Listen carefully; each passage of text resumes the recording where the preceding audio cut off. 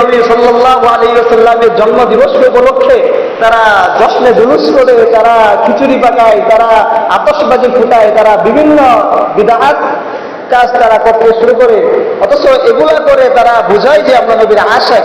অথচ 365 দিনের মধ্য থেকে 364 দিন, বাকি বছরগুলা, বাকি মাসগুলা, বাকি দিনগুলা নবীর আশিকের কোনো খবর নাই, নবীর সুন্নতের কোনো খবর নাই।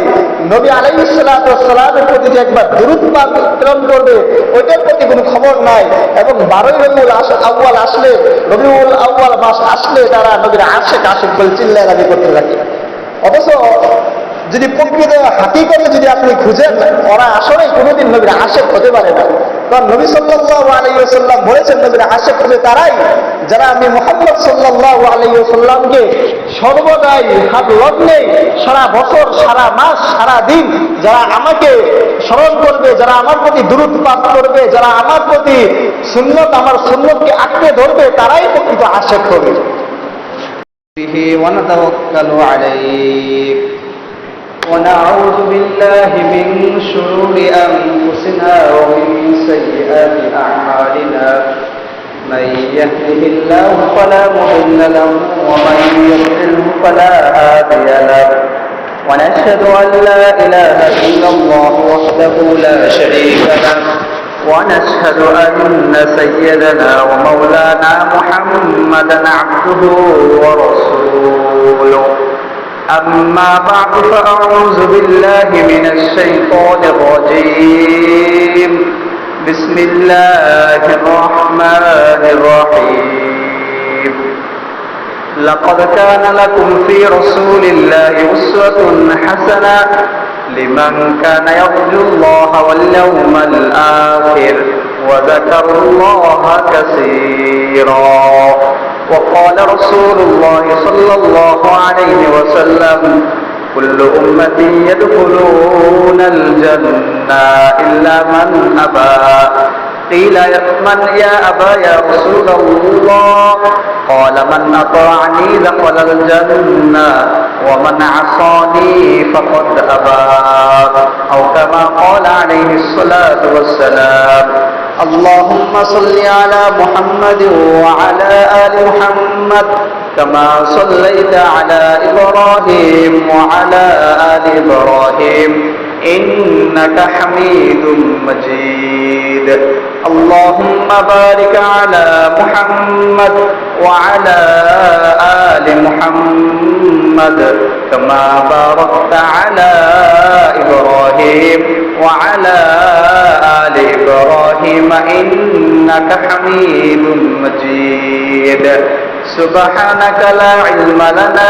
إلا ما علمتنا إنك أنت العليم الحكيم আলহামদুলিল্লাহ রব্বুল আলামিনের দরবারে লাখো শুকর যে রব্বুল আলামিন আমাদেরকে জুমার নামাজ আদায়ের লক্ষ্যে আল্লাহ পাক রব্বুল আলামিনের কাছে সবচাইতে সম্মানের জায়গা এবং আল্লাহ পাক রব্বুল আলামিনের কাছে সবচাইতে প্রিয় ঘর মসজিদে এসে জুমার নামাজ আদায় করার জন্য যে একটু সময় আল্লাহ পাক রব্বুল আলামিন আমাদেরকে করে দিয়েছেন, সেজন্য রব্বুল আলামিনের দরবারে কালিমাতু শুকর আদায় করে আলহামদুলিল্লাহ। সাথে দুরূদ ও সালাম পাঠ করছি বিশ্ব মানবতার মুক্তির দূত, বিশ্ব মানবতার মুক্তির দিশারি, বিশ্ব মানবতার মুক্তির কান্ডারি জনাবে মুহাম্মদ সাল্লাল্লাহু আলাইহি ওয়াসাল্লামের প্রতি। আল্লাহ পাক রব্বুল আলামিনের অনেক বড় ইহসান যে রব্বুল আলামিন আমাদেরকে সুস্থতার মতো নিয়ামত দিয়ে এই ফিতনা জামানা জিন্দেগির মধ্যে আল্লাহ পাক রব্বুল আলামিন আমাদেরকে যে কিছু সময় এই মসজিদে দেওয়ার জন্য সুযোগ করে দিয়েছেন, কিছু সময় আল্লাহ পাক রব্বুল আলামিনকে দেওয়ার জন্য যে সুযোগ করে দিয়েছেন, সেই মালিক আল্লাহ রব্বুল আলামিনের কাছে আবারও কালিমাতু শুকর আদায় করি আলহামদুলিল্লাহ। আমাদের ধারাবাহিকভাবে আলোচনা চলতেছিল। গত জুমায় আমরা আলোচনা করেছিলাম যে মুমিনের জীবন হবে আখিরাত কেন্দ্রিক, মুমিনের জীবন হবে আখিরাত কেন্দ্রিক। মুমিন যতদিন দুনিয়াতে থাকবে ততদিন তার ভিতরে যতই সে দুনিয়াদারে করুক না কেন, যতই সে দুনিয়ার লালন কুশল সে ভিতরে করুক না কেন, তার ভিতরে একটাই আকাঙ্ক্ষা, তার ভিতরে একটাই চাহিদা থাকবে, সে যেন আখিরাতমুখী হয়। তো ইনশাল্লাহ আমরা পর্যায়ক্রমে এর আলোচনা করব। তো যেহেতু আরবি মাস হিসাবে এই মাসের নাম হচ্ছে রবিউল আউয়াল। আর আমরা সকলেই জানি এই মাসে মুহাম্মদ সাল্লাল্লাহু আলাইহি ওয়াসাল্লাম দুনিয়াতে আগমন করেছিলেন। তো সেই হিসাবে আজকে রসুলের জন্ম দিবস, রসুলের মিলাদ সম্পর্কে, ঈদে মিলাদুন নবী ইসলামে কি আছে এবং ঈদে মিলাদুন নবীর প্রকৃত ইতিহাস কি, এ বিষয়ে কিঞ্চিত আলোকপাত করার প্রয়াস চালাবো ইনশাআল্লাহ। আল্লাহ পাক রব্বুল আলামিন আল্লাহ নবী সাল্লাল্লাহু আলাইহি ওয়াসাল্লামকে দুনিয়ার দিকে যখন প্রেরণ করেন, তখন আমাদের মধ্যে একদল লোক, একটা গ্রুপ, তারা সারা বছর তাদের কোনো খোঁজ খবর নাই, সারা বছর তাদেরকে কোনো পাওয়া যায় না। তারা বলে নবীর আশেক, নবীর আশেক আমরা।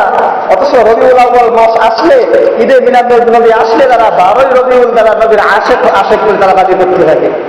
অথচ তারা 12ই রবিউল আউয়ালে নবী সাল্লাল্লাহু আলাইহি ওয়াসাল্লামের জন্মদিবস উপলক্ষে তারা জশ্নে জুলুস করে, তারা খিচুড়ি পাকায়, তারা আতশবাজি ফুটায়, তারা বিভিন্ন বিদআত কাজ তারা করতে শুরু করে। অথচ এগুলা করে তারা বোঝায় যে আমরা নবীর আশেক।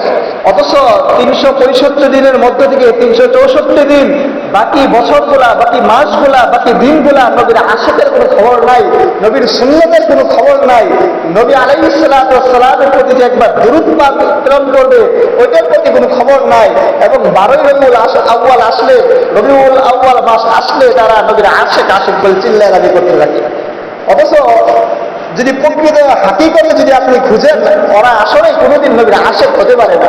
কারণ নবী সাল্লাল্লাহু আলাইহি ওয়াসাল্লাম বলেছেন, নবীর আশেক হবে তারাই যারা আমি মুহাম্মদ সাল্লাল্লাহু আলাইহি ওয়াসাল্লামকে সর্বদাই হাত লগ্নে, সারা বছর, সারা মাস, সারা দিন যারা আমাকে স্মরণ করবে, যারা আমার প্রতি দুরূদ পাঠ করবে, যারা আমার প্রতি সুন্নত, আমার সুন্নতকে আঁকড়ে ধরবে, তারাই প্রকৃত আশেক হবে।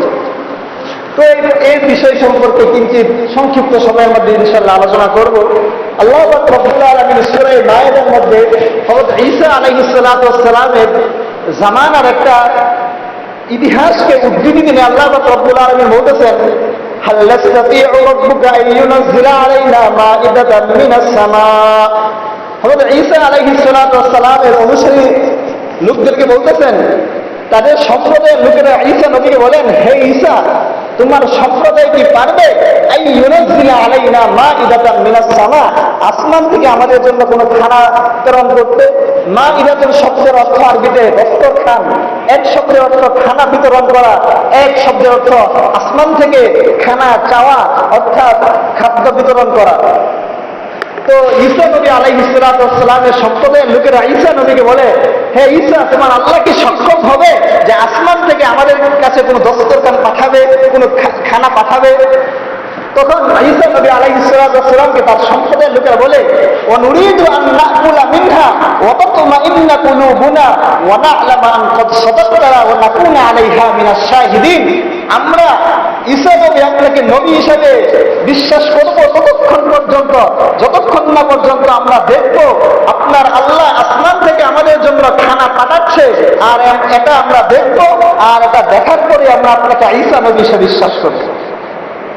তারপর আল্লাহ পাক রব্বুল আলামিন এই আয়াত দ্বারা এটা বুঝাতে চেয়েছেন যে আল্লাহ কি পাঠাতে সক্ষম, এই কথা বলার উদ্দেশ্য কি? আল্লাহ তো হার কুদরত, এই পৃথিবীতে যত চিজ আসবাবকে আল্লাহ পাক রব্বুল আলামিন প্রেরণ করেছেন, সমস্ত চিজ আসবাবকে কাদের কুদরত, সমস্ত মাখলুকাতের উপর প্রকৃত ক্ষমতাবান এখানে দিতে পারে একমাত্র আল্লাহ তাআলা। তো যে আল্লাহ আমাদেরকে সব কিছু করতে পারে, ওই আল্লাহকে আমাদের জন্য খানা বিতরণ করতে পারবে না? এজন্য আল্লাহ পাক রব্বুল আলামিন পরে আয়াতে বলতেছেন, ক্বালা ঈসা ইবনে মারইয়াম আল্লাহুম্মা রাব্বানা আনজিল আলাইনা মাইদাতান মিনাস সামাই তাকুনু লানা ঈদান লিআউয়ালিনা। হে নবী, আপনি ঈসা ইবনে মারইয়ামকে জানিয়ে দেন যে আল্লাহ পাক রব্বুল আলামিন ওই আসমান থেকে খানা বিতরণ করবে এবং তাদের জন্য একটা ঈদের দিন, একটা উৎসবের দিন তাদের জন্য নির্ধারিত থাকবে। এই আয়াত থেকে এটা বোঝা যায় যে এই মাসে যারা ঈদে মিলাদুন নবী বলে তারা চিল্লায়, ঈদে মিলাদুন নবী যারা স্লোগান দেয়, আমাদের বুঝতে হবে ঈদ শব্দের অর্থ কি। ঈদ শব্দের অর্থ হচ্ছে উৎসব, আনন্দ, এটা আমরা সবাই বুঝি। কুরআনেও ঈদান অর্থ উৎসব, আনন্দ, এই কথা আসছে।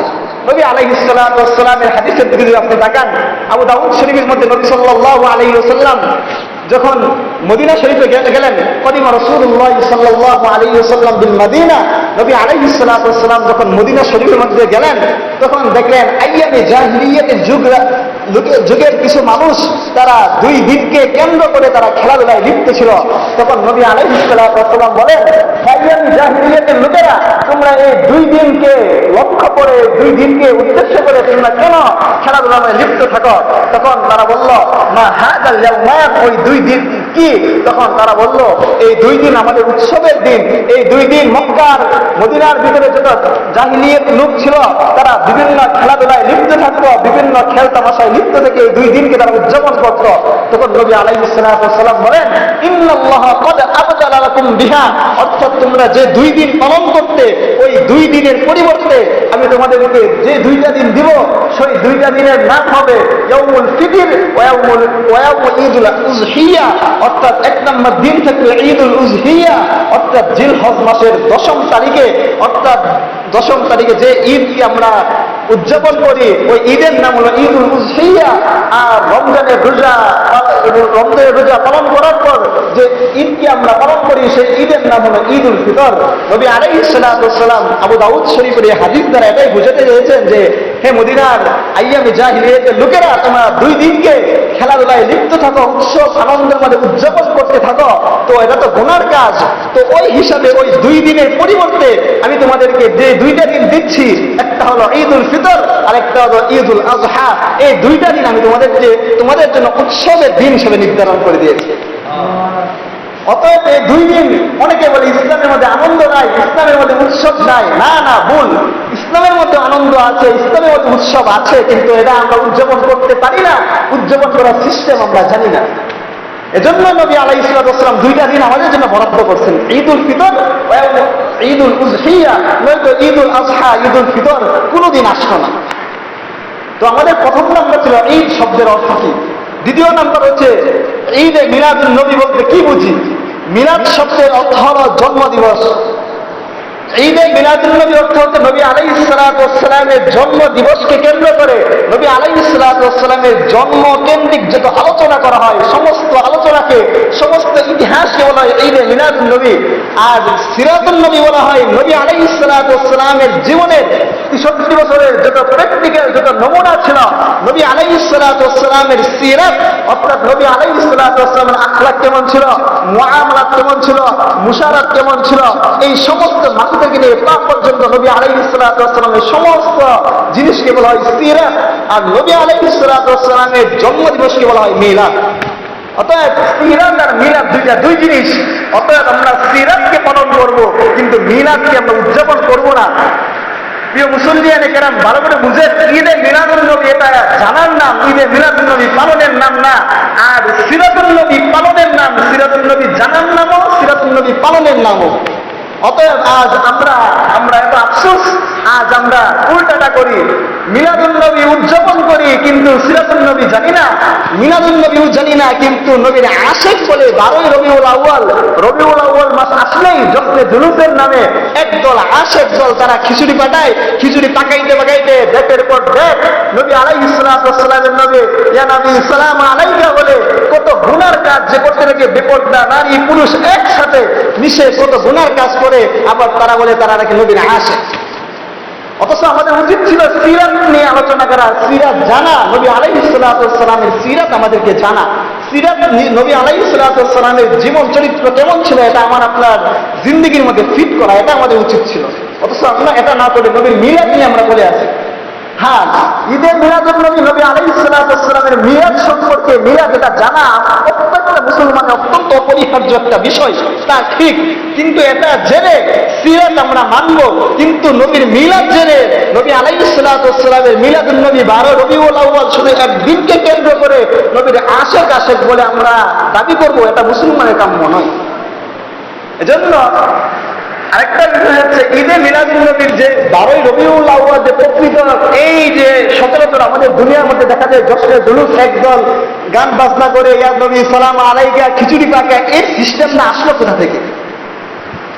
ইরাক শহরের ইরাক দেশের মুসুল শহরের এক বাদশার নাম ছিল আবুল ফজল। ওই বাদশা 630 হিজরিতে এক ইমাম সাহেবের মাধ্যমে এই ঈদে মিলাদুন নবী জশ্নে জুলুস তিনি চালু করেন। ওই 630 হিজরি থেকে এখন বর্তমান চলতেছে 1445 হিজরি। আর ওইটার জামানা যেটা জশ্নে জুলুস যখন এই পৃথিবীতে সর্বপ্রথম চালু হয়েছিল তখন ছিল 630 হিজরিতে। তো কত হাজার বছর আগের কাহিনী, ওইটাকে কেন্দ্র করে এখনো আমাদের বাংলাদেশের মধ্যে দুনিয়ার মুসলমানেরা এই জশ্নে জুলুস ঈদে মিলাদুন নবীকে 12 রবিউল আউয়াল আসলেই তারা ইয়া নবী সালাম আলাইকা নবীর নামে শুধু একদিনই তারা দুরূদ পাঠায়। অথচ নবী আলাইহিস সালাম যে আমাদের জন্য এত কিছু করলেন, শেষ নবীর উম্মত আমাদেরকে বানাইলেন, যে নবী আলাইহিস সালাম আমাদের জন্য কাল কিয়ামতের ময়দানে যখন আমরা উঠব, ও হুয়া ইয়াবকি ওয়া ইয়াকুল আইনা উম্মতি আইনা উম্মতি, তখনও বলবেন হে তন্দনত অবস্থায় উঠবেন এবং বলবেন আমার উম্মত কোথায়, আমার উম্মত কোথায়। ওই নবী আমাদের জন্য এত কিছু করলেন, আর ওই নবীর জন্য শুধু আমরা একদিনকে ফিক্সড করে নির্দিষ্ট করে 12 রবিউল আউয়ালকে কেন্দ্র করে নবী আলাইহিস সালামের কাছে দুরূদ পাঠাই। এটা মুমিনের কাম্য নয়, এটা মুসলমানের কাম্য নয়। মুসলমান যদি নবীকে নবী হিসেবে মানে, মুসলমান যদি নবীকে নবীর আশিক হিসেবে দাবি করে, তাহলে সে প্রতিদিন, প্রতি সপ্তাহ, প্রতি মাস, প্রতি বছর নবী আলাইহিস সালামের ছোট থেকে ছোট, বড় থেকে বড় যত সুন্নত আছে সমস্ত সুন্নতকে সে আঁকড়ে ধরবে। নবী আলাইহিস সালামের প্রতি যত দুরূদ পাঠ করতে হয় সমস্ত দুরূদ সে পাঠ করবে, সে একদিনের জন্য সে রাখবে না। এটা মুমিনের সিফাত হওয়া দরকার ছিল। কিন্তু আজ আমরা শুধু একদিনকে কেন্দ্র করে নবীর আশিক আসে বলে আমরা দাবি করি। অথচ এই 12 রবিউল আউয়ালকে কেন্দ্র করে কত বিদআতি কাজ এই সমাজের মধ্যে হচ্ছে। আজ আমরা মনে করি এটাই ইসলামের মধ্যে রসুল, একটা প্রথা চালু হয়ে গেছে। অথচ নবী আলাইহিস সালাম হাদিসের মধ্যে বলেন মান আহদাসা ফি আমরিনা, যে ব্যক্তি আমার দ্বীন ইসলামের মধ্যে, যে ব্যক্তি আমার রেখে দেওয়া আমানত এই ইসলামের মধ্যে কিছুকে সবের উদ্দেশ্যে কিছু সংযোজন করলো, কিছু যুক্ত করলো এবং এটাকে সবের নিয়তে একটা শরীয়তের কাজ মনে করলো, অথচ বিন্দুমাত্র এটা কোনো শরীয়তের কাজও না, তো সে যেন কেমন একটা বিদআতি কাজ করলো এবং স্বয়ং নবী আলাইহিস সালামের প্রতি কেমন যেন একটি খেয়ানতের একটি তুহমত লাগানো হলো। অথচ নবী আলাইহিস সালাম তো যখন আমাদেরকে এই পৃথিবীর মধ্যে 2টা সেমিনার হয়েছিল, একটা সেমিনারে আমরা সকলে উপস্থিত ছিলাম, আরেকটা সেমিনারে আল্লাহ পাক রব্বুল আলামিন এবং নবী আলাইহিস সালাম ছিল। ওই সেমিনারের মধ্যে তো আমরা যখন আল্লাহ তাআলা আমাদেরকে স্বীকারোক্তি নিয়েছিল আলাস্তু বিরাব্বিকুম, হে মানুষ আমি কি তোমাদের রব নই, তখন আদমে আর রূহ জগতে কিন্তু আমরা সকলে বলেছিলাম ক্বালু বালা, হে আল্লাহ আপনি আমাদের রব। ওই দিন কিন্তু নবী আলাইহিস সালাম বলেছিলেন বিদায় হজের ভাষণে, আলা হে আমার লোকেরা, হে আমার সামনে হাজার হাজার মানুষেরা, তোমরা জেনে রাখো ফাল্লিওয়াল্লিগুশ শাহিদুল গায়ব, যারা অনুপস্থিত উপস্থিত লোকদের কাছে তোমরা এই কথা পৌঁছে দিও যে আমি নবী মুহাম্মদ সাল্লাল্লাহু আলাইহি ওয়াসাল্লাম আল্লাহ পাক রব্বুল আলামিন আমার কাছে যে আনিত দ্বীন ইসলামকে দিয়েছেন, ওই ইসলামকে আমি পরিপূর্ণভাবে পুঙ্খানুপুঙ্খভাবে আমি তোমাদের কাছে পৌঁছে দিয়েছি। তখন বিদায় হজের ভাষণে সমস্ত ফেরেশতা আম্বিয়া আলাইহিস সালাম বলেছিলেন, হে রাসূলুল্লাহ আপনি সঠিকভাবে সঠিক জায়গায় আপনি আপনার দ্বীনকে পৌঁছে দিয়েছেন। অথচ যদি আমরা এই 12 রবিউল আউয়াল আসলে সমস্ত বিদআত কার্যক্রম যদি আমরা চালাই, তাহলে তো নবী আলাইহিস সালামের প্রতি একটা তুহমত আসে যে নবী আলাইহিস সালাম কেমন জানি তার দ্বীনের ব্যাপারে একটা খেয়ানত করেছে। আর আমি আপনি সাধারণ মানুষ গিয়ে এই 12 রবিউল আউয়াল কেন্দ্রিক যত বিদআতি কাজ আছে, যে বিদআতি কাজ করে এটাকে মনে করলাম একটা দ্বীনের কাজ। অর্থাৎ বিদআত তো তাকেই বলা হয় যে সবের উদ্দেশ্যে ইসলামের ভিতরে, শরীয়তের ভিতরে কোনো একটা কাজকে ঢুকানো। এটা একবারে সম্পূর্ণ নিষেধ। যারা বিদআতি কাজকর্ম করে নবী আলাইহিস সালাম বলেছেন কাল কিয়ামতের ময়দানে তারা আমার হাউজে কাউসারের পানিও তারা পান করতে পারবে না এবং নবী আলাইহিস সালামের শাফাআত থেকে তারা বঞ্চিত হবে। কত বড় জঙ্গি কথা নবী আলাইহিস সালাম বলেছেন যারা বিদআতি কাজকর্ম করে। অথচ আজ আমরা মুসলমানরা জানার চেষ্টা করি না, আবার না জেনে গুমরাহির মধ্যে থেকে এক ভাই অমুক করে, আমার নেতা অমুক করে, আমার বাবা অমুক করে, আমার ভাই অমুক করে, আমার চেয়ারম্যান অমুক করে, উনার সাথে সাথে আমিও ওটাকে তাল মিলিয়ে করতে থাকি, কিন্তু কখনো বোঝার চেষ্টা করি নাই যে এটা কি আসলেই শরীয়ত বা ইসলাম কেন্দ্রিক হচ্ছে কি না, এটাকে আমি যে সবের কাজ মনে করছি এটা কি হচ্ছে কি না। অথচ এরা তো সবের কাজ মনে করে শয়তান আমাকে আপনাকে গুমরাহির দিকে নিয়ে যাচ্ছে। তো প্রিয় মুসল্লিয়ানে গেরাম, নবী আলাইহিস সালাতু ওয়াস সালাম এই রবিউল আউয়াল মাস, এই মাসে নবী আলাইহিস সালাতু ওয়াস সালাম দুনিয়ার বুকে প্রেরণ হয়েছেন। যদি আপনি ইতিহাসের দিকে তাকাই, নবী আলাইহিস সালাতু ওয়াস সালামের সিরাতের দিকে তাকালে সময়ের পর সময়, ঘন্টার পর ঘন্টা অতিবাহিত চলে যাবে। নবী আলাইহিস সালাতু ওয়াস সালামের যে একেবারে মর্মান্তিক ইতিহাস, এই ইতিহাস শোনা এবং বলা পুরোটাই শেষ হবে না। পয়গম্বর আলাইহিস সালাতু ওয়াস সালাম যখন পয়গম্বর আলাইহিস সালাতু ওয়াস সালামের পিতা আব্দুল্লাহ, তার পিতার নাম আব্দুল মুত্তালিব, নবী আলাইহিস সালাতু ওয়াস সালামের দাদা আব্দুল মুত্তালিব হযরত ইব্রাহিম আলাইহিস সালাতু ওয়াস সালামের ছেলে ইসমাঈলকে যেভাবে নবী ইব্রাহিম আল্লাহর কাছে দিয়েছিলেন যে আল্লাহ আমি আমার পুত্রকে আপনার নামে জবেহ করব, ঠিক তেমনি ওই আব্দুল মুত্তালিবের 10 জন সন্তান ছিল। ওই 10 জন সন্তানকে আব্দুল মুত্তালিব চেয়েছিলেন যে আল্লাহ তাআলা আমার 10 জন সন্তানের মধ্য থেকে একজন সন্তানকে আমি আপনার রাহে দিয়ে দেব, আপনার নামে আমি জবেহ করব। তখন ওই জামানার এক পাদ্রী ছিল, ওই পাদ্রীকে দিয়ে আব্দুল মুত্তালিব বলে, ও আমার পাদ্রী, আমার 10 জন ছেলের মধ্যে তুমি গণনা করো, লটারি করো, যার নাম আসে তার নামই আমি আল্লাহর প্রাণকেই আমি আল্লাহর রাহে জবেহ দিয়ে দেবো, আল্লাহর রাহে উৎসর্গ করে দেবো। একবার লটারি করলো, তার নাম আসলো আব্দুল্লাহ। দ্বিতীয়বার লটারি করলো, নাম আসলো আব্দুল্লাহ। তৃতীয়বার লটারি করলো, তার তখন নাম আসলো আব্দুল্লাহ। অথচ আব্দুল মুত্তালিবের 10 জন সন্তানের মধ্যে থেকে সবচেয়ে প্রিয়, আস্থাভাজন এবং সবচেয়ে মহব্বতের সন্তানের নাম ছিল আব্দুল্লাহ, নবী আলাইহিস সালাতু ওয়াস সালামের পিতা। তখন যখন এই কাহিনী হয়, যখন এক পাদ্রীর কাছে যখন এই স্বপ্নের ব্যাখ্যা জানতে চাই, তখন পাদ্রী বলেন যে আপনি আব্দুল্লাহকে, আল্লাহ পাক রব্বুল আলামিন স্বপ্নের মাধ্যমে যে আব্দুল্লাহকে আল্লাহর রায়ে জবেহ করতে এই স্বপ্ন আপনাকে দেখাচ্ছে, তো আপনি আল্লাহর রায়ে 10টা বকরি আপনি আল্লাহর রায়ে জবেহ করে দেন। তো আব্দুল্লাহকে আপনি যেমনি আল্লাহর রায়ে উৎসর্গ করার যে সব ছিল, ওই সব আপনার আমলনামায় লিখে দেওয়া হবে। তো আব্দুল মুত্তালিবের 10 জন সন্তানের মধ্যে থেকে সবচেয়ে সম্মানী, সবচেয়ে আস্থাভাজন, মহব্বতের সন্তান ছিল আব্দুল্লাহ। ওই আব্দুল্লাহকে আব্দুল মুত্তালিব বিবাহ করে মা আমিনার সাথে, যা নবী মুহাম্মদ সাল্লাল্লাহু আলাইহি ওয়াসাল্লামের মাতা আমিনার সাথে বিবাহ বন্ধনে আবদ্ধ হয়। তো সিরাতের কিতাব, ইতিহাসের কিতাব লিখে মা আমিনার সাথে যখন আব্দুল মুত্তালিবের সংসার হয়, হওয়ার পর মা আমিনা গর্ব সঞ্চিত যখন তার পেটে নবী মুহাম্মদ এসে গিয়েছে, তো কোনো ইতিহাসের কিতাবে দেখা যায় যে আব্দুল্লাহর মৃত্যুর আগে নবী আলাইহিস সালাতু ওয়াস সালাম দুনিয়ার বুকে এসে গিয়েছেন। আবার নির্ভরযোগ্য কিন্তু সিরাতের কিতাবে দেখা যায় যে আব্দুল্লাহর মৃত্যুর পর নবী আলাইহিস সালাতু ওয়াস সালাম দুনিয়ার বুকে এসেছেন। আব্দুল মুত্তালিব আব্দুল্লাহকে শাম দেশে পাঠালেন যে একটা ব্যবসায়িক কাজে, যাও আব্দুল্লাহ, তোমাকে আমি পাঠালাম। অর্থাৎ বাবা ছেলেকে আদেশ দিয়েছেন তুমি শাম দেশে যাও, সিরিয়ায় যাও, গিয়ে ওইখানে গিয়ে ব্যবসা বাণিজ্য করো।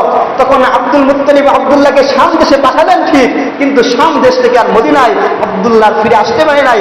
ওই স্থানেই আব্দুল্লাহ ইন্তেকাল, আল্লাহর রাহে পাড়ি যাওয়া। তখন নবী আলাইহিস সালাতু ওয়াস সালাম দুনিয়ার বুকে আসে নাই, মা আমিনার গর্ভে তখন তিনি। আপনারা যারা হজে গিয়েছেন দেখবেন সৌদি আরবে একটা জায়গার নাম হচ্ছে বুয়াত। এই বুয়াত নামক স্থানে এখন আব্দুল্লাহর কবর, অর্থাৎ নবী আলাইহিস সালাতু ওয়াস সালামের পিতার কবর এখন আছে। শাম থেকে বুয়াত নামক স্থানে যখন যাচ্ছিলেন, পথিমধ্যে বুয়াত নামক স্থানে নবী আলাইহিস সালাতু ওয়াস সালামের পিতা আব্দুল্লাহ ইন্তেকাল করেন। তৎক্ষণাৎ ওই স্থানেই আব্দুল্লাহকে দাফন করা হয়। তো ওই নবী মুহাম্মদ সাল্লাল্লাহু আলাইহি ওয়াসাল্লামের পিতা আব্দুল্লাহ নবী আলাইহিস সালাতু ওয়াস সালামকে তার স্ত্রী মা আমিনার গর্ভে রেখে তার পিতা আব্দুল্লাহ দুনিয়ার বুক থেকে চলে যান। তো নবী আলাইহিস সালাতু ওয়াস সালাম যখন দুনিয়ার বুকে আসার সন্ধিক্ষণে, তখন মা আমিনা এবং মা আমিনার যত ভরণ পোষণের দায়িত্ব নেন আব্দুল মুত্তালিব, কারণ তার ছেলে তো আব্দুল্লাহ তো দুনিয়াতে নেই, অতএব তার ছেলের বউয়ের দায়িত্ব আব্দুল মুত্তালিবের নিতে হবে।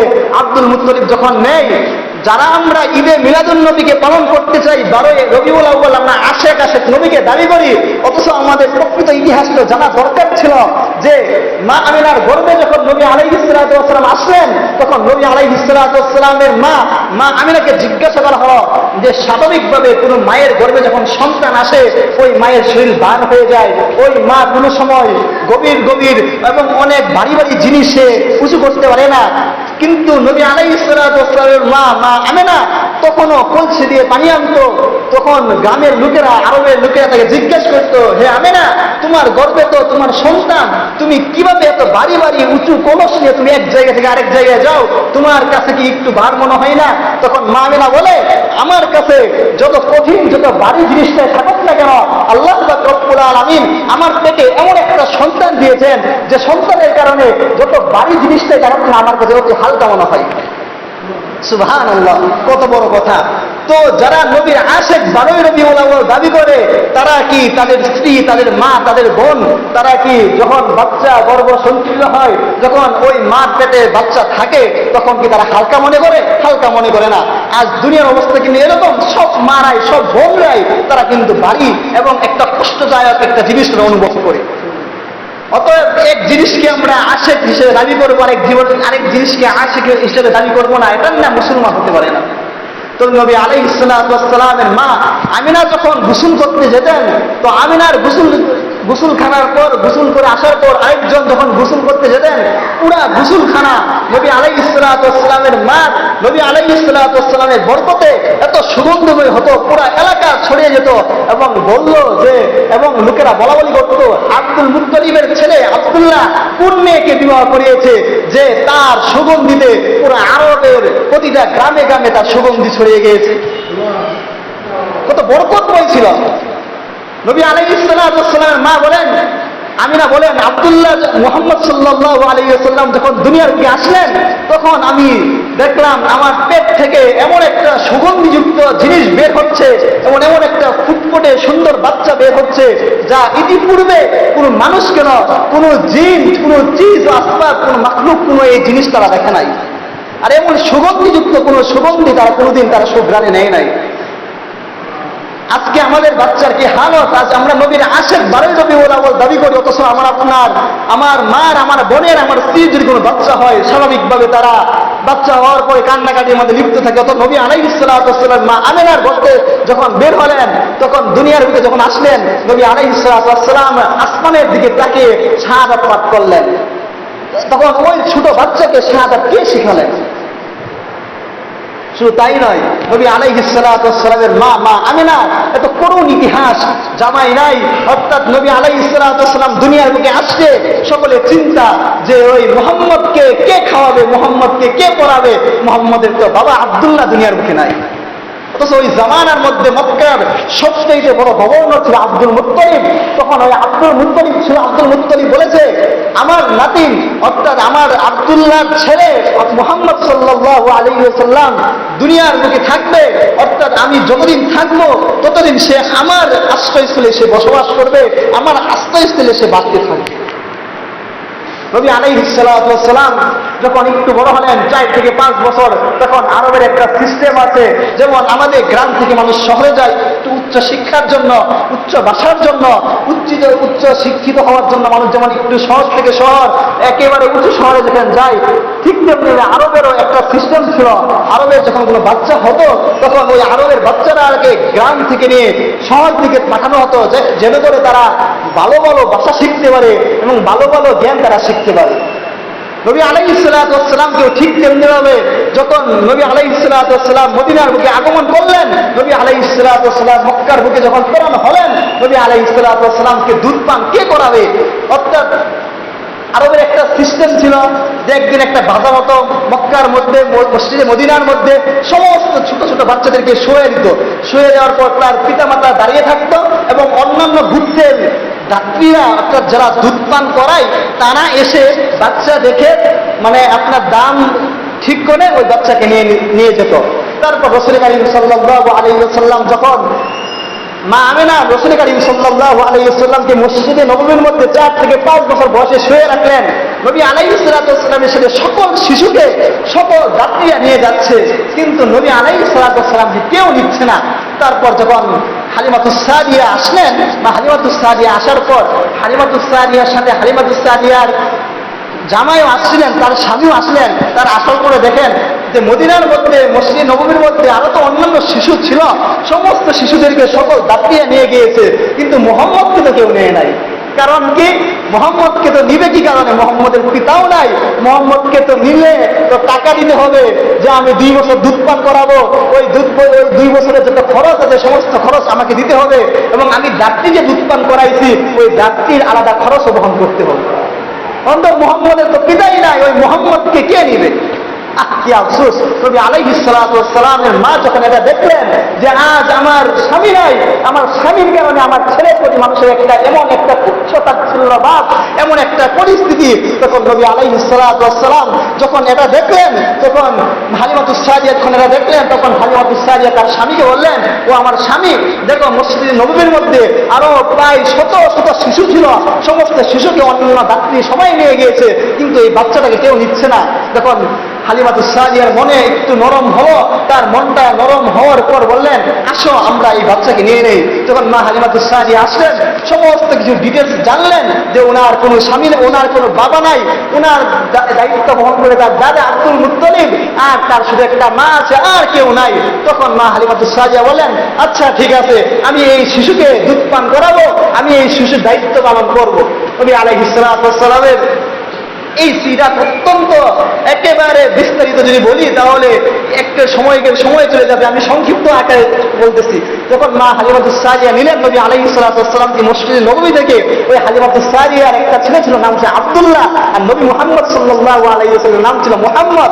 তো যখন হালিমাতুস সাদিয়া যে ঘোড়া দিয়ে তার গুত্র থেকে মদিনার মধ্যে আসলেন, ওই ঘোড়াটা থেকে ছিল একেবারে জীর্ণ শীর্ণ।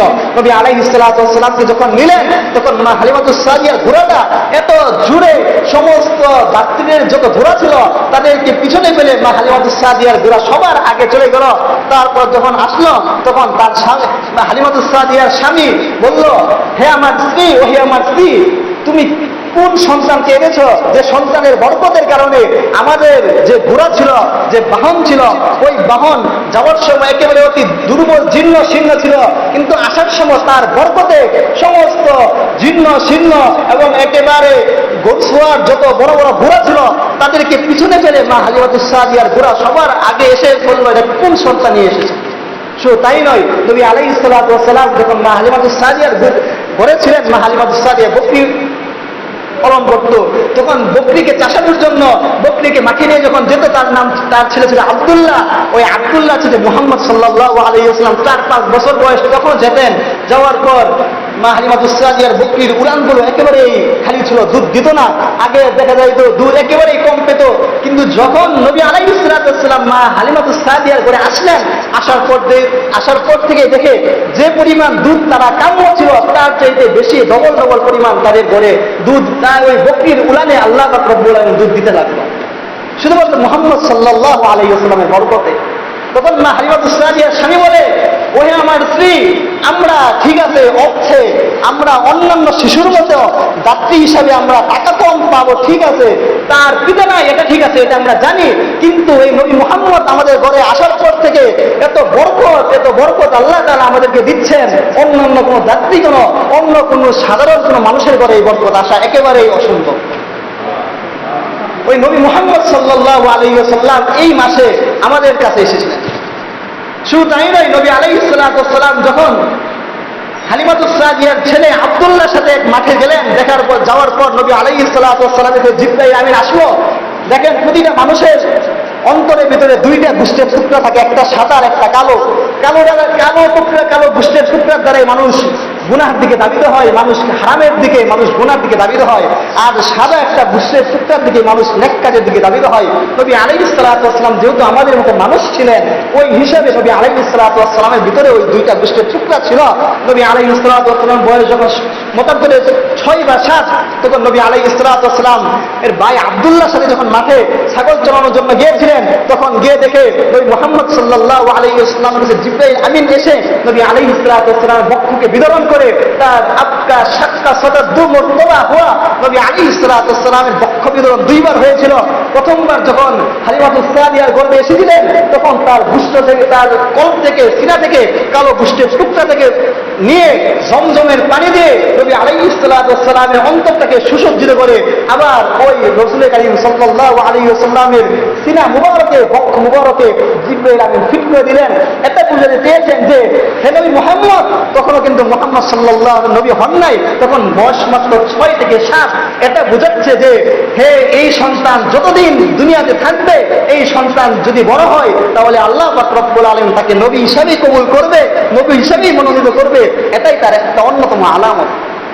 তারপর যখন মা হালিমাতুস সাদিয়া জিজ্ঞাসা করে, হে আমার সন্তান, তোমার কাছে কে আসছিল, কি এক অবস্থা? নবী আলাইহিস সালাতু ওয়াস সালাম এভাবে বসে কাঁদতে লাগলেন, যে বিস্তারিত ঘটনা বললেন। মা হালিমাতুস সাদিয়া বলেন, না না, এক ডেঞ্জারাস, এক অদ্ভুত সন্তানকে আমি নিয়ে আসছি, এই সন্তানকে তো আমি আর লালন পালন করতে পারবো না।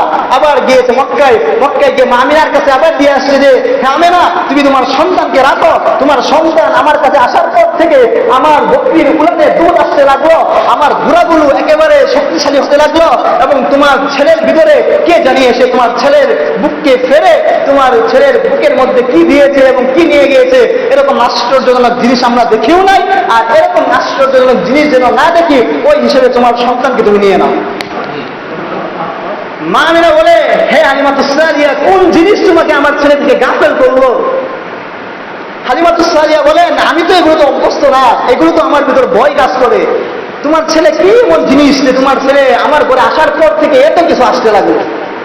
তো এই নবী মুহাম্মদ সাল্লাল্লাহু আলাইহি ওয়াসাল্লাম এই মাসে, রবিউল আউয়াল মাসে এই দুনিয়ার বুকে প্রেরণ করেছেন। যদি আমি কথা বলতে থাকি, কথা বলতে বলতে সময়ের পর সময় চলে যাবে, নবী আলাইহিস সালাতু ওয়াস সালামের সিরাত কোনো সময় শেষ হবে না। এজন্য প্রিয় মুসল্লিয়ানে কেরাম, আমি শুরুতেই বলছিলাম যে ঈদে মিলাদুন নবী এটা শুধু জানার নাম, এটা পালন করার নাম না। আর সিরাতুন নবী, নবী আলাইহিস সালাতু ওয়াস সালামের 63 বছর জিন্দেগি মাথা থেকে নিয়ে পা পর্যন্ত নবী আলাইহিস সালাতু ওয়াস সালামের সিরাত, নবী আলাইহিস সালামের সূরত, অর্থাৎ এগুলো জেনে প্রতিটা মুসলমানের ভিতরে ফিট করার নাম হচ্ছে আশেক। প্রতিটা মুসলমানের ভিতরে যদি ফিট করতে পারে তাহলে সে সিরাতুন নবীর প্রকৃত যে ইতিহাস, প্রকৃত যে অনুভব, সে অনুভব করতে পারে।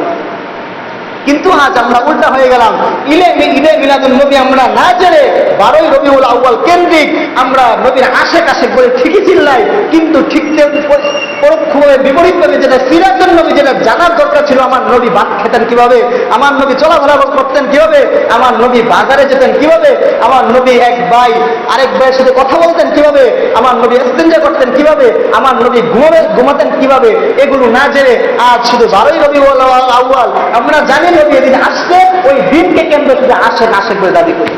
এটা মুসলমানের কাম্য হওয়া উচিত না। কারণ মুমিন তো হবে নবী আলাইহিস সালাতু ওয়াস সালামকে যদি সে আশেক দাবি করে, তো নবী আলাইহিস সালাতু ওয়াস সালামের ছোট থেকে ছোট, বড় থেকে বড় সমস্ত সুন্নাত এবং নবী আলাইহিস সালাতু ওয়াস সালামের সকল কর্মকে সে ফলো করবে, এবং নবী আলাইহিস সালাতু ওয়াস সালামের সুন্নাতকে নিজের ভিতর সে জিন্দা করবে। সম্মানিত মুসল্লিয়ানে কেরাম, আরেকটা কথা বলি, আমি আমার আলোচনা শেষ করছি। আমাদের দেশে যে 12ই রবিউল আউয়াল কি নবী আলাইহিস সালাতু ওয়াস সালামের জন্ম তারিখ, আর নবী আলাইহিস সালাতু ওয়াস সালাম যে 8ই রবিউল আউয়াল, কোনটা মত সঠিক, এই বিষয় নিয়ে আমি আমার আলোচনা শেষ করছি। মুসনাদে আহমদের মধ্যে রাসূল কারীম সাল্লাল্লাহু আলাইহি ওয়াসাল্লাম বলছেন, ইবনে আব্বাস থেকে বর্ণিত, উলিদা রাসূলুল্লাহ সাল্লাল্লাহু আলাইহি ওয়াসাল্লাম ফি ইয়াউমিল ইসনাইন, রাসূল কারীম সাল্লাল্লাহু আলাইহি ওয়াসাল্লাম সোমবার দিন এই দুনিয়ার বুকে আগমন করেন। অর্থাৎ রাসূল কারীম সাল্লাল্লাহু আলাইহি ওয়াসাল্লাম সোমবার দিন জন্মগ্রহণ করেন। এটা সহিহ মত, অর্থাৎ এই দিন নিয়ে কারো কোনো মত নেই। অর্থাৎ নবী আলাইহিস সালাতু ওয়াস সালাম সোমবার দিন নবী আলাইহিস সালাতু ওয়াস সালাম জন্মগ্রহণ করেছেন। কিন্তু কয় তারিখ, এ নিয়ে 7টা মত আছে। কেউ কেউ বলেন 2 রবিউল আউয়াল, কেউ কেউ বলেন 8 রবিউল আউয়াল, কেউ কেউ বলেন 7 রবিউল আউয়াল, কেউ 10 রবিউল আউয়াল, কেউ 12 রবিউল আউয়াল, কেউ 17 রবিউল আউয়াল, আবার কেউ কেউ বলেন মুহররম মাসের শেষ 40 দিন আগে নবী আলাইহিস সালাতু ওয়াস সালাম দুনিয়ার বুকে আসেন। কিন্তু ইবনে বুখারী শরীফে যে ব্যাখ্যা গ্রন্থ ইবনে হাজার আসকালানী তার ফাতহুল বারীর মধ্যে ইবনে হাজার আসকালানী বলেন 7টা ব্যাখ্যার মধ্যে 4টা ব্যাখ্যা একেবারে ভুল, 3টা ব্যাখ্যা একেবারে সহি। 3টা ব্যাখ্যার মধ্যে একটা হচ্ছে 2 রবিউল আউয়াল, একটা হচ্ছে 8 রবিউল আউয়াল, আর একটা হচ্ছে 10 রবিউল আউয়াল, 12 রবিউল আউয়াল।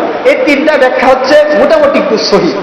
এখন আপনারা বলতে পারেন যে সকল হাদিসই তো সমস্ত নবী আলাইহিস সালাম থেকে অন্যান্য সাহাবীরা বর্ণনা করেছে, এটা এলমি বিষয়, এটা আপনারা বুঝবেন না। অর্থাৎ যে সাহাবী হাদিস বর্ণনা করেছেন ওই সাহাবীর যদি কোনো দোষ থাকে, ওই সাহাবীর যদি কোনো ত্রুটি থাকে, তো এই ত্রুটির কারণে ওই হাদিস গ্রহণযোগ্যতা হয় না। এটাকে বলা হয় সিকা রাবি, এটাকে বলা হয় মুনকাতি রাবি। এমনিভাবে 8 রবিউল আউয়াল যে রাবি কর্তৃক যে হাদিসটা বর্ণনা করা হয়েছে ওইটা একেবারে মজবুত এবং এটা মাশহুর না, কিন্তু এটা অধিক বিশুদ্ধ। আর 12 রবিউল আউয়াল যে হাদিসটা বর্ণনা করছেন যে সাহাবী, ওই সাহাবীর হাদিসটা প্রসিদ্ধ কিন্তু বিশুদ্ধ না। অর্থাৎ 8 রবিউল আউয়ালের হাদিসটা এটা বিশুদ্ধ প্রসিদ্ধ না, আর 12 রবিউল আউয়ালের হাদিস এটা বিশুদ্ধ, এটা প্রসিদ্ধ কিন্তু বিশুদ্ধ না।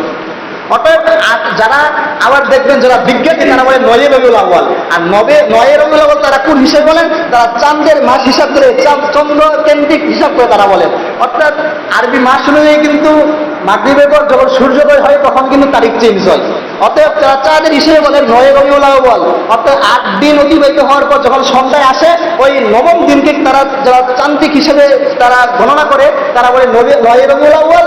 আর যারা 12 রবিউল আউয়াল বলে, অর্থাৎ 8 থেকে 9 হওয়ার সম্ভাবনা আছে ঠিক, কিন্তু 12 রবিউল আউয়াল থেকে 13 হওয়ার কোনো সম্ভাবনা নেই। অতএব 12 রবিউল আউয়াল এটা প্রসিদ্ধ মত কিন্তু বিশুদ্ধ মত না, আর 8 রবিউল আউয়াল বা 9 রবিউল আউয়াল এটা বিশুদ্ধ মত কিন্তু প্রসিদ্ধ মত না। অর্থাৎ এই 2 দিন হওয়ার বেশি সম্ভাবনা।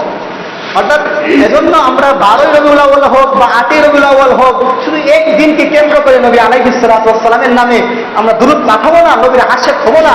এজন্যই আমি শুরুতে যে আয়াতের কালিমা তেলাওয়াত করেছিলাম, আল্লাহ পাক রব্বুল আলামিন সূরা আহজাবের মধ্যে বলেন, লাকাদ কানা লাকুম ফি রাসূলিল্লাহি উসওয়াতুন হাসানা। আমি তোমাদের জন্য এমন একটা মানুষকে, এমন একটা জিনিসকে তোমাদের জন্য একেবারে মডেল হিসেবে আমি প্রেরণ করেছি, সেটা হলো নবী মুহাম্মদ সাল্লাল্লাহু আলাইহি ওয়াসাল্লামের সুন্নতকে। আর এটা কোন ব্যক্তির জন্য? লিমান কানা ইয়ারজুল্লাহ ওয়াল ইয়াউমাল আখির, যে ব্যক্তি কাল কিয়ামতের ময়দানে পুনরুত্থিত হওয়ার আশা রাখে, ওই ব্যক্তির জন্য আমি একটা মডেল রেখে দিয়েছি। শুধু তাই নয়, ওয়া যাকারুল্লাহা কাসীরা, এবং যারা অধিক পরিমাণে আমি আল্লাহর জিকির যারা করে তাদের জন্য একটা মডেল রেখেছি, তাদের জন্য একটা নমুনা রেখেছি। ওই নমুনা হচ্ছে নবী মুহাম্মদ সাল্লাল্লাহু আলাইহি ওয়াসাল্লাম। আর এই নবী মুহাম্মদ সাল্লাল্লাহু আলাইহি ওয়াসাল্লাম এই রবিউল আউয়াল মাসের আজকে 2 তারিখ, এই নবী আলাইহিস সালাতু ওয়াস সালাম এই রবিউল আউয়াল মাসেই জন্মগ্রহণ করেন। তো সম্মানিত মুসল্লিয়ানে কেরাম, আমরা রবিউল আউয়াল মাস সম্পর্কে সংক্ষিপ্তভাবে যে কয়েকটা কথাই জানলাম। এখন রবিউল আউয়াল মাস আসলে আমরা কি আমল করব? নবী আলাইহিস সালাতু ওয়াস সালাম হাদিসের মধ্যে শিক্ষা দিয়েছেন, হে আমার উম্মতেরা, যখন তোমরা রবিউল আউয়াল মাস পাও, আচ্ছা আমরা আমাদের বাংলাদেশের মুসলমানদের কথাই মানলাম যে যদি আমরা 12 রবিউল আউয়াল কেন্দ্রিক শুধুমাত্র নবীর আশিক কি আমরা দাবি করি, তো অথবা যদি সোমবারকে নবী আলাইহিস সালাতু ওয়াস সালাম সোমবার দিন দুনিয়ার বুকে আসছেন এটাকে যদি আমরা গ্রহণ করি, তো এই হিসাবে শুধু একদিনকে কেন্দ্র না করে নবী আলাইহিস সালাতু ওয়াস সালাম যেহেতু সোমবার দিন জন্মগ্রহণ করেছেন, ওই হিসাবে আমরা সোমবার দিন নবী আলাইহিস সালাতু ওয়াস সালামের জন্য একটা রোজা রাখি। নবী আলাইহিস, এজন্য যে নবী আলাইহিস সালাতু ওয়াস সালাম 13, 14, 15 মাসের 13, 14, 15 রোজা রাখতেন, সপ্তাহের সোম বৃহস্পতি 2 দিন রোজা রাখতেন। অতএব যদি আমরা নবীর আশিক হওয়ার অন্য কোনো চিন্তা ফিকির থাকে, ওই হিসাবে সোমবার দিন শুধুমাত্র একটা রোজা রেখে আমরা এই রোজাটা শুধু নবী আলাইহিস সালাতু ওয়াস সালাম যেহেতু এই দিন আসছেন, ওই হিসাবে নবীর জন্য একটা রোজা রাখতে হবে। এটা তো আমরা করতে পারি। তো আপনার আমার হায়াত যদি 70 বছরের হয়, 60 বছরের হায়াত যদি আমার আপনার হয়, তো এই 60 বছরের মধ্যে যদি সপ্তাহে না হোক মাসে যদি একটা সোমবারে যদি আমি আপনি রোজা রাখি, তো 63 বছর বা 60 বছর জিন্দেগির মধ্যে যদি আমার আপনার মাসের একটা সোমবার যদি কাল কিয়ামতের ময়দানে আল্লাহর কাছে কবুল হইয়া যায়, আর এটা কি কারণে? যে স্বয়ং নবী মুহাম্মদ যেহেতু সোমবার দিন আসছেন, এই নবী মুহাম্মদ সাল্লাল্লাহু আলাইহি ওয়াসাল্লাম এই সোমবার দিন আসার সময় আমি একটা রোজা রাখলাম। অতএব রোজাও রাখলাম, সওয়াবও পেয়ে গেলাম, আর নবী আলাইহিস সালাতু ওয়াস সালামের প্রতি আমার এশকও বেড়ে গেল। অর্থাৎ শুধুমাত্র 12 রবিউল আউয়াল আসলে এই গাড়িরিয়া জশ্নে জুলুসের নামে, ঈদে মিলাদুন নবীর নামে ব্যানারে খিচুড়ি পাকায়া গান বাজনা কইরা এটার নামে একেবারে নবীর আশিক হতে পারে না। এটা সব ভণ্ডামি, যারা করে এটা বেদাত কাজ করে। এজন্যই তো নবী বলেন, মান আহদাসা ফি আমরিনা, যে আমার নবী মুহাম্মদ সাল্লাল্লাহু আলাইহি ওয়াসাল্লাম দিনকে রেখে যে দিনকে রেখে গিয়েছেন, ওই দিনের মধ্যে যারা বেদাতি কাজকর্ম করে কাল কিয়ামতের ময়দানে তারা হাউজে কাউসারে পানি তো পান করাইতে পারবোই না, এমনকি নবী আলাইহিস সালাতু ওয়াস সালামের শাফাত থেকে তারা বঞ্চিত থাকে। তো কত ধমকির কথা নবী আলাইহিস সালাতু ওয়াস সালাম বলেছেন। তো আমরা যদি 12 রবিউল আউয়াল অথবা এই রবিউল আউয়াল মাসে যেহেতু আমরা পেয়েছি, তো বেশি বেশি আমরা এই দোয়াটা করব। নবী আলাইহিস সালাতু ওয়াস সালাম আমাদেরকে দোয়া শিখিয়েছেন। সবাই আমার সাথে বলেন, রাদিতু বিল্লাহি রাব্বা, রাদিতু বিল্লাহি রাব্বা, ওবিল ইসলামি দীনা ওয়া বিমুহাম্মাদিন সাল্লাল্লাহু আলাইহি ওয়াসাল্লাম। আবার রাদিতু বিল্লাহি রাব্বা, রাদিতু বিল্লাহি রাব্বা রদিতু বিল্লাহি রাব্বা ওয়া দীনা ওয়া মুহাম্মাদিন সাল্লাল্লাহু আলাইহি ওয়াসাল্লাম নাবিয়্যা। অর্থাৎ অর্থ হচ্ছে রদিতু বিল্লাহি রাব্বা, হে আল্লাহ তাআলা আমি আপনাকে রব হিসাবে আমি সন্তুষ্ট, অবিল ইসলামি দীনা এবং আপনার ধর্ম ইসলাম পেয়েও আমি সন্তুষ্ট। শুধু এই দুই জিনিস পেয়ে আমি সন্তুষ্ট না, তৃতীয় জিনিস পেয়েও আমি সন্তুষ্ট। তৃতীয় জিনিস কি? ওবি মুহাম্মাদিন সাল্লাল্লাহু আলাইহি ওয়াসাল্লাম নাবিয়্যা, আমি আমার নবী মুহাম্মদকে পেয়েও আমি সন্তুষ্ট। ওবাইআতুহু বাইআতান, এবং নবী সাহাবীদেরকে শিক্ষা দিয়েছেন, হে আমার সাহাবারা তোমরা যদি 12 রবিউল আউয়াল অথবা রবিউল আউয়াল মাস পাও তাহলে তোমরা এই একটা দোয়া করবা, রাদিতু বিল্লাহি রাব্বা। যারা আমরা আরবি পাই না তারা এই কথা বলবো, হে আল্লাহ আমরা আপনাকে রব হিসাবে পেয়ে সন্তুষ্ট, ওবিল ইসলামি দীনা আমরা ইসলাম ধর্ম পেয়েও সন্তুষ্ট। 3 নাম্বার, শুধু ইসলাম ধর্ম আর আপনার রব পেয়ে আমরা সন্তুষ্ট না, ওবি মুহাম্মাদিন সাল্লাল্লাহু আলাইহি ওয়াসাল্লাম নাবিয়্যা, আপনার যে খাস বান্দা বিশেষ বান্দা নবী মুহাম্মদকে আমরা নবী হিসেবে পেয়েও আমরা সন্তুষ্ট। তো একেবারে ছোট একটি দোয়া, যারা আমরা আরবি পারি তো আরবি দোয়াটা করব, অথবা যারা আমরা বাংলা পারি এই বাংলাতে এই দোয়াটা করবো ইনশাআল্লাহ। আল্লাহ পাক রব্বুল আলামিন যে কথাগুলো বললাম ওই কথাগুলোর উপর এবং নবীর প্রকৃত সিরাত জেনে, নবীর প্রকৃত ইতিহাস জেনে, ওই ইতিহাস জেনে আমার আপনার সকলের জিন্দগির মধ্যে যেন আমরা ফিট করতে পারি সেই তৌফিক দান করুন। এবং সাথে সাথে নবী আলাইহিস সালাতু ওয়াস সালামের নামে যে বেদাতি কাজকর্ম আমাদের বাংলাদেশে হচ্ছে, এখান থেকে ওইগুলা থেকে বেঁচে থেকে নবী আলাইহিস সালাতু ওয়াস সালাম প্রকৃত যে সুন্নতগুলো আছে ওই সুন্নতগুলো যেন আমরা সমস্ত মুসলমান সমস্ত মানুষের ভিতরে ফিট করতে পারি সেই তৌফিক দান করুন। আমিন ওয়া আখিরু দাওয়ানা আলহামদুলিল্লাহি রাব্বিল আলামিন। আসসালামু আলাইকুম।